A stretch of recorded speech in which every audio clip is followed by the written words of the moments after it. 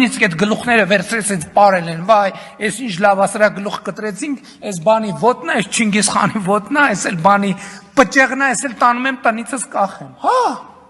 Ընդդիմության ներկայացուցիչը ձայնա վերցնում, ձայն, վարման կարգով, ասում ես,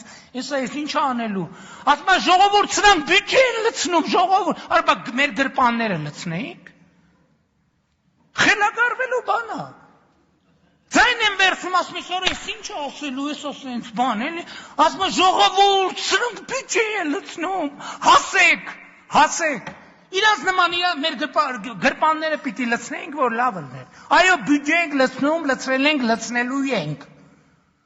որովհետև ասում եմ, Հայաստանի Հանրապետությունը ի վերջո, քաղաքացին պետք է հասկանա, որ բյուջեի թիվը իր բարեկեցությունն է, բարեկեցությունը, ասում եմ, այն չի թե շաբաթը քանի օր ես մսով ճաշ ուտում, մեր տասնյակ հարյուրավոր գյուղեր ու թաղամասեր կան, որ ասում եմ ուզում ես շաբաթը 7 օր մսով ճաշ կեր, դու ապրում ես աղքատության մեջ, որովհետև այդ միջավայրը աղքատ, հուսահատ,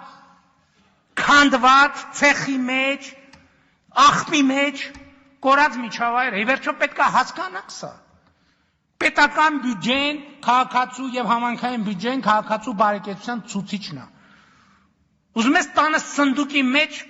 մեշոկով փող ունեցի, այդ միջավայրում ես ապրում, դու աղքատ ես, որովհետև այդ սնդուկիցդ գալու են տանեն սկիվր այդ խաբար էլ չի լինելու, որովհետև լույս էլ չի լինելու, որ պատուհանից տենաս 2 հոգով էին, թե 3 հոգով էին,